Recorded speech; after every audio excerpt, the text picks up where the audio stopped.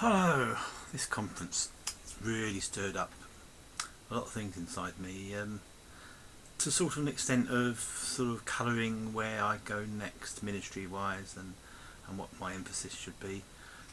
Those of you who have followed us on Saffron Planet have known that we're there usually to spot error, to sort of to tear things down. We were very destructive, and people needed to do that, and that's a role that we took. But the conference to me seemed to be, when things went well at the conference, it was when we were building each other up and not tearing other people down, which is fair enough. But since I've sort of listened to some of the talks and reminded myself of, it seems to me the main issue that really we dwell upon is the issue of Israel and the Jewish people, and rather than going into sort of character assassination of those who don't agree with us and follow replacement theology and such things, it seems to me the key issue, that the central thing is God. I've always said that the Greek thinking has taken us away from being God-centred and towards being man-centred. Well, being God-centred, if you just think about it, everything we do should be to defend the character of God. It's somewhat, I think Louis said it at the conference, the character of God is the issue. It's not us.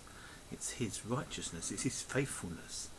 If he can reject the Jews and, in other words, not to be faithful to his promises to the Jews, to his covenants, then what chance have we got as a church that he's going to keep his promises with us? And why do we dwell on arguing over scripture that can be interpreted in so many ways, and which depends on where we're coming from, when all we should look at is God and his faithfulness, his character?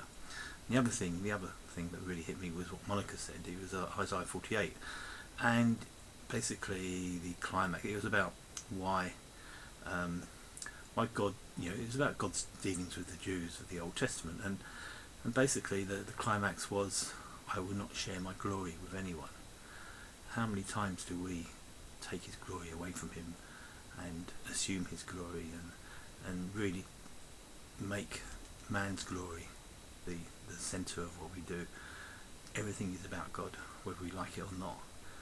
We defend him. Why do we need to defend him? He's God. So that's going to sort of temper what I do, I believe, rather than dwelling on the negatives, on attacking those who we believe are in error.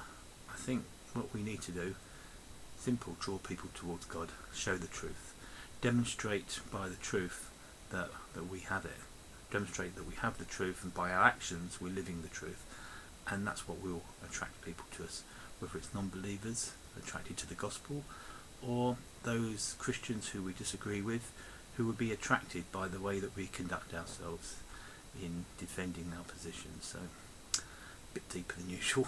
I'm not sure if that's had any value. I'd be grateful for any feedback from this. It's an ongoing process, and no doubt I'll have more to say about it in due course. Thank you for listening.